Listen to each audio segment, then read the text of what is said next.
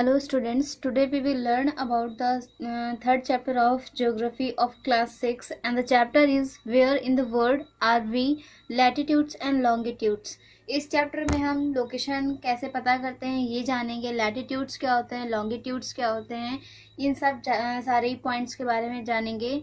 तो इस चैप्टर में हमें पढ़ना क्या क्या है, हम इस चैप्टर में जानेंगे कि ग्लोब क्या होता है और जो ग्लोब पर लाइंस होती हैं वो क्या होती हैं, क्या और किस तरह की होती हैं। The equator and the prime meridian के बारे में पढ़ेंगे इस चैप्टर में।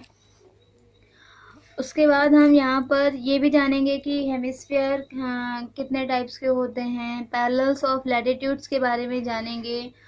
देन उसके बाद हम इसमें पढ़ेंगे main characteristics of the lines of latitudes. जो लैटिट्यूड्स होती हैं उनका इम्पोर्टेंस क्या है और इम्पोर्टेंट लाइंस ऑफ लैटिट्यूड के भी बारे में जानेंगे हम इस चैप्टर में। देन नेक्स्ट इसमें हम पढ़ेंगे क्लाइमेट जोन्स ऑफ द अर्थ के बारे में पढ़ेंगे, कितने टाइप्स के जोन होते हैं और इनका क्या इम्पोर्टेंस होता है। लॉन्गिट्यूड्स और मेरिडियंस ये क्या होते हैं इनके बारे में जानेंगे। Main features of the lines of longitude के हम कुछ इम्पोर्टेंट एस्पेक्ट्स के बारे में जानेंगे। Then locating places with the help of latitudes and longitudes, कि हम किस तरह से लैटिट्यूड्स और लॉन्गिट्यूड्स की हेल्प लेकर किस तरह से हम प्लेसेस को लोकेट कर सकते हैं, उनकी लोकेशन को कैसे जान सकते हैं ये भी जानेंगे। लॉन्गिट्यूड एंड टाइम के बारे में पढ़ेंगे इस चैप्टर में।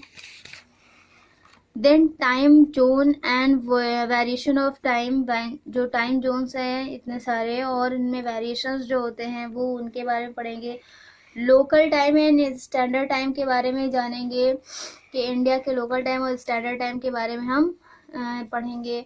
The longitudes and the international date line के बारे में हम जानेंगे, जो कि बहुत ही इम्पोर्टेंट है।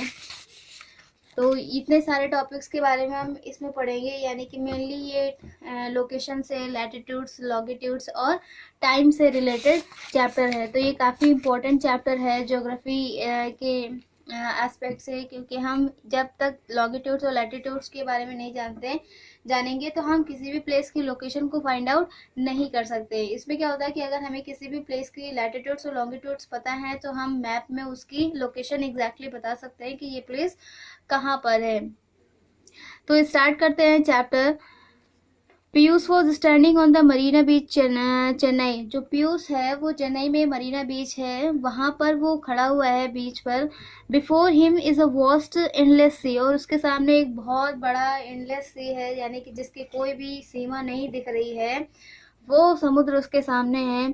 Looking out at the horizon जहाँ पर क्या कहते हैं, आकाश और जो क्षितिज मिलता है, आकाश और जो जमीन मिलती हुई दिखाई देती है वो हॉरिजॉन होता है, जिसे क्षितिज भी कहते हैं, मिलते हुए दिखाई देते हैं। He began to wonder which lands lie beyond these waters। वो समुद्र की तरफ बहुत ही गौर से, बहुत ही ध्यान से देख रहा था और ये सोच रहा था कि समुद्र के पार कौन सी जगह है, समुद्र के पार क्या है। He went back to his uncle's home and asked। वो वापस अपने अंकल के घर गया और उनसे पूछा, The world is so big। ये जो दुनिया है ये बहुत ही बड़ी है। How can one locate a place on the earth। जो अर्थ है वो बहुत ही बड़ी है, तो कोई भी व्यक्ति अगर किसी प्लेस को लोकेट करना चाहता है, किसी प्लेस की लोकेशन को पता करना चाहता है तो कैसे पता करेगा। How can I find the location of the countries where my internet friends live। जो हमारे फेसबुक फ्रेंड्स है या इंटरनेट फ्रेंड्स है, सोशल मीडिया पे हम जिनसे कनेक्टेड है, जो कि हमारी कंट्री के नहीं हैं, वो लोग कहाँ रहते हैं, किन जगहों पर रहते हैं और उन जगहों को हम कैसे पता करें, उनकी लोकेशन कैसे फाइंड आउट कर सकते हैं। His uncle replied। उनके अंकल ने बोला, Well Piyush, hundreds of years ago this was a big question in everybody's mind। 100 सालों से भी ज्यादा समय से पहले भी लोग इस क्वेश्चन के बारे में, इसके बारे में बहुत ही ज्यादा सवाल करते थे कि हम कैसे दूसरी जगह के बारे में पता कर सकते हैं, कैसे दूर दूर तक लोगों ने ट्रैवल किया, किस तरह से उन्होंने उसकी लोकेशन फाइंड आउट करी। तो पहले भी लोगों के दिमाग में इस तरह के ख्यालात आते थे कि किस तरह से हम, किस विधि से, क्या कौन से मेथड से हम किसी भी जगह की लोकेशन को पता कर सकते हैं। People use to follow the stars. और इन सारे ही सवालों का जवाब आके मिला स्टार्स में कि जो पहले के लोग थे वो स्टार्स की रात में ट्रैवल ज़्यादा करते थे और स्टार्स की हेल्प लेकर वो डायरेक्शन पता करते थे to find their way around the world. वो वर्ल्ड में घूमने के लिए जो स्टार्स होते हैं, जो पोल स्टार होता है जो कि नॉर्थ डायरेक्शन बताता है, तो इस तरह से उन्होंने स्टार्स की हेल्प से दिशाएं ज्ञात की और जगहों का ज्ञान प्राप्त किया कि कौन सी जगह कहाँ पर है। Today we have better options for them. लेकिन आज के समय में तो हमारे पास बहुत सारे ऑप्शंस हैं कि हम किसी भी जगह की लोकेशन को फाइंड आउट कर सकते हैं, वो भी बहुत ही आसानी से।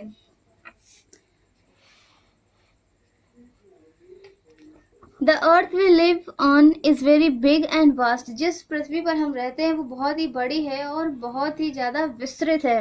Locating a place on its surface is not an easy task. और यहाँ पर किसी भी प्लेस को लोकेट करना, एग्जैक्ट उसको लोकेट करना, उसे पता करना एक आसान सा कार्य नहीं है।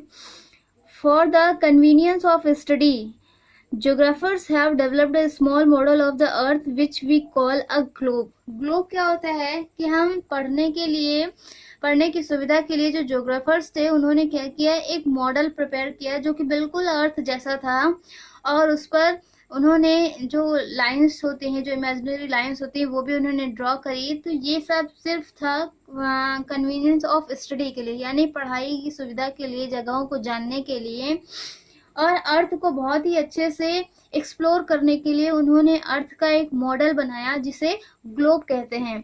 A globe is a true spherical representation of the earth. Globe क्या होता है? एक वास्तविक गोलाकार अर्थ का प्रतिरूप होता है जिसे हम ग्लोब कहते हैं। ग्लोब ये जैसे कि हमारी अर्थ होती है बिल्कुल वैसा ही सेम टू सेम होता है ये, लेकिन ये मैन मेड होता है ग्लोब जो कि बनाया जाता है। इस पे इमेजिनरी लाइंस भी आपको देखने को मिलेंगी। जैसे हमारी अर्थ होती है, दिखाई देती है, वैसे ही ये ग्लोब होता है जहाँ पर आपको बहुत सारी कंट्रीज और आपको ओशन बॉडीज दिखाई जाती हैं। It comes from the Latin word globus. और जो ग्लोब है वो लैटिन वर्ड ग्लोबस से बना है। और ग्लोबस का मतलब क्या होता है? राउंड मास, यानी गोलाकार क्षेत्र, और स्फेयर गोला क्षेत्र। तो इस तरह से जो ग्लोब है वो ग्लोबस से मिलकर बना, ग्लोबस से बना है। और ग्लोबस एक लैटिन वर्ड है और जिसका मतलब होता है राउंड मास या स्फेयर, यानी कि गोलाकार क्षेत्र। आपने ग्लोब देखा होगा तो वो स्फेरिकल शेप में होता है, वो राउंड होता है। लैंड मासेस यानी कि कॉन्टिनेंट्स एंड वाटर बॉडीज यानी कि seas and oceans are shown on it in colors of green and blue respectively। आपने अगर कभी ग्लोब देखा होगा, ये आप ग्लोब देख रहे हैं, तो ग्लोब में आपको या तो कॉन्टिनेंट्स दिखाए जाते हैं या फिर आपको वाटर बॉडी दिखाई जाती है, ओशंस दिखाए जाते हैं, सीज दिखाए जाते हैं। तो जो कॉन्टिनेंट्स होते हैं वो ग्रीन कलर से शो किए जाते हैं और जो वाटर बॉडी होती है ग्लोब पर वो ब्लू कलर से दिखाई जाती है। ये आप ग्लोब का मॉडल देख सकते हैं, ये ग्लोब होता है और ये स्फेरिकल शेप में है। और इसमें जो ये बीच में ये लाइन आपको दिख रही है कि ये पोल्स पर ये टिका हुआ है, तो ये एक्सिस इसका होता है जो कि इसके मिडल से जाता है और इसी एक्सिस पर ये ग्लोब मूव करता है, जैसे कि हमारी अर्थ अपने एक्सिस पर मूव करती है from west to east.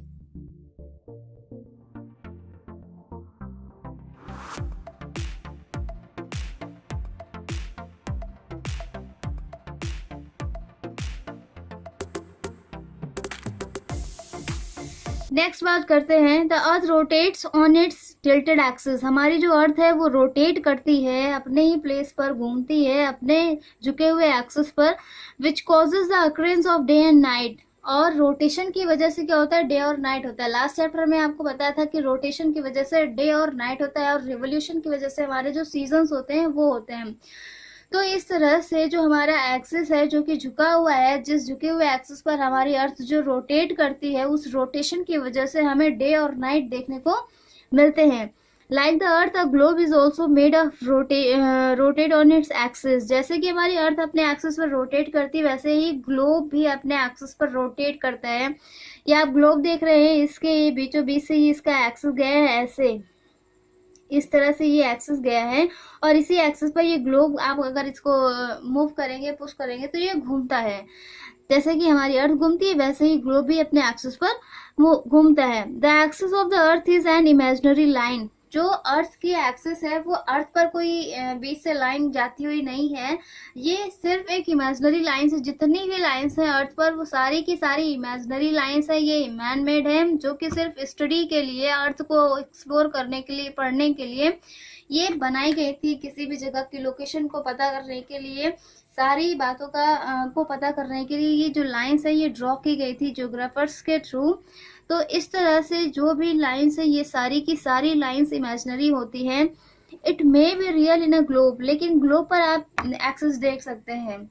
The passages that passes exactly through its center and meets at two opposite points known as the poles। जो आप इमेजिनरी लाइन देखते हैं जो कि एक्सिस है अर्थ का, ये दोनों ही पोल्स को कनेक्ट करते हैं, यानी नॉर्थ पोल और साउथ पोल को ये एक्सिस कनेक्ट करता है। Both the poles, the north pole and the south pole are used as reference points for locating a place. North pole और साउथ पोल को हम रेफरेंस पॉइंट लेते हैं और जिनकी हेल्प से हम जो प्लेस होते हैं उनको लोकेट करते हैं। Locating a place on the Earth's surface have been made easier by drawing imaginary lines on the globe। और ग्लोब पर इन लाइंस को, इन इमेजिनरी लाइंस को बनाकर हम किसी भी प्लेस को इजीली लोकेट कर सकते हैं।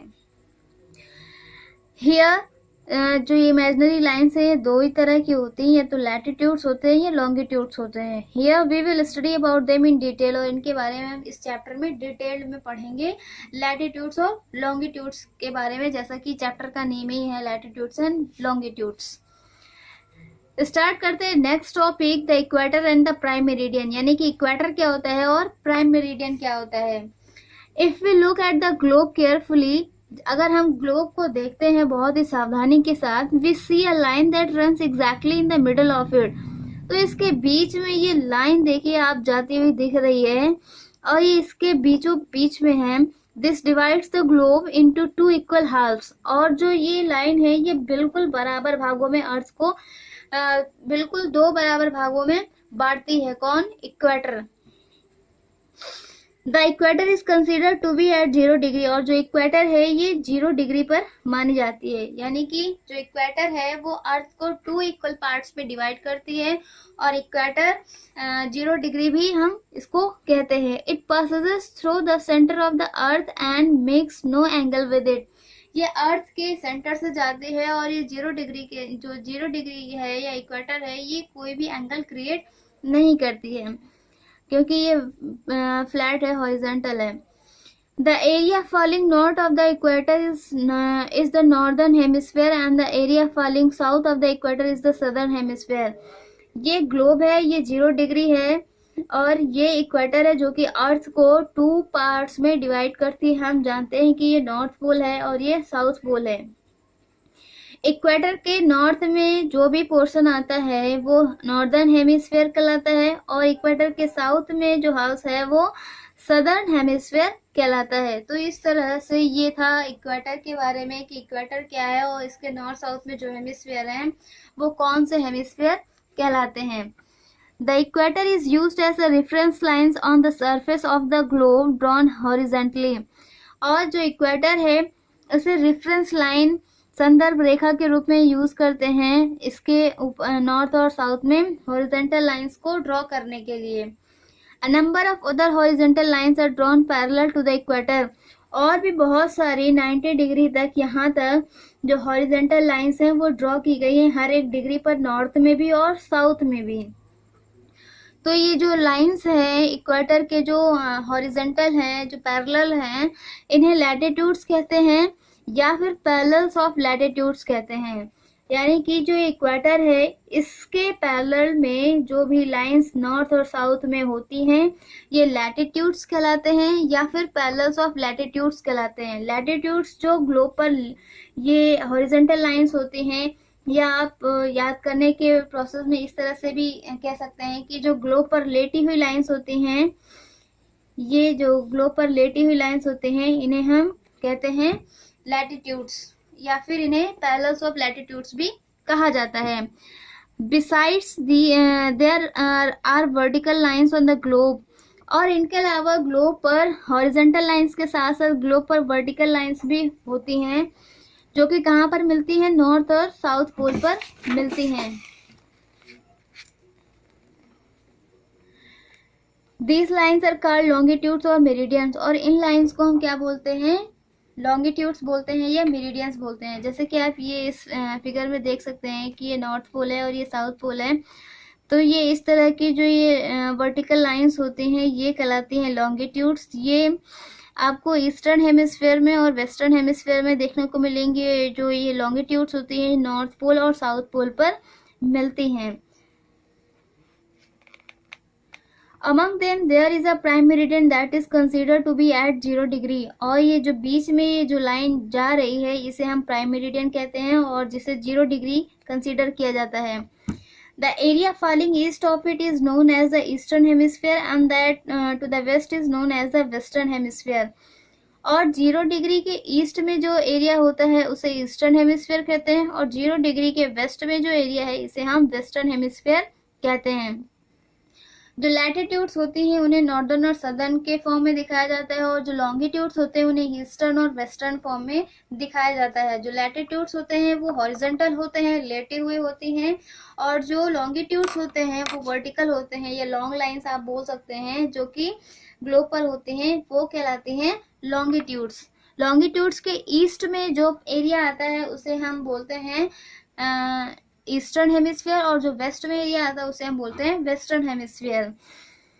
The prime meridian is also used as a reference line. Prime meridian को भी हम एक रेफरेंस लाइन, एक संदर्भ रेखा के तौर पर यूज करते हैं and this is most important for the date pattern. ये डेट के लिए बहुत ही ज्यादा इम्पोर्टेंट है और time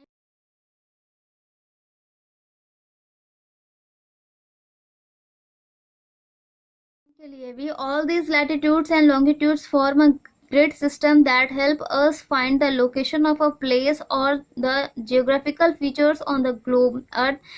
It is called as graticule. जो लैटिट्यूड्स और लॉन्गिट्यूड्स हैं ये दोनों ही मिलकर एक ग्रिड पैटर्न, एक ग्रिड सिस्टम तैयार करती हैं जिससे हम ग्लोब पर किसी भी जगह की लोकेशन को पता कर सकते हैं और बिल्कुल एग्जैक्ट लोकेशन पता कर सकते हैं। ग्रिड पैटर्न यानी कि जो नेट फॉर्म में जो जाल के तौर पर जो पैटर्न बनता है, जैसे ये आप देख रहे हैं, ये आपको इधर ये हॉरिजॉन्टल लाइंस जाती हुई दिख रही हैं और फिर ये वर्टिकल लाइंस जाती हुई दिख रही हैं, तो ये ग्रिड जैसा बन रहा है, एक नेटवर्क बन रहा है, नेट बन रहा है, जिसे हम ग्रिड सिस्टम भी कह सकते हैं, ग्रेटिक्यूल भी कह सकते हैं। जैसे कि फोटो क्लिक करते समय कैमरा के सामने जो ग्रिड बनता है, जो नेट बनता है, उसे हम ग्रेटिक्यूल कहते हैं। वैसे ही अर्थ ग्लोब पर भी ये ग्रेटिक्यूल्स होते हैं और जिनकी वजह से हम किसी भी जगह की लोकेशन को फाइंड आउट कर सकते हैं।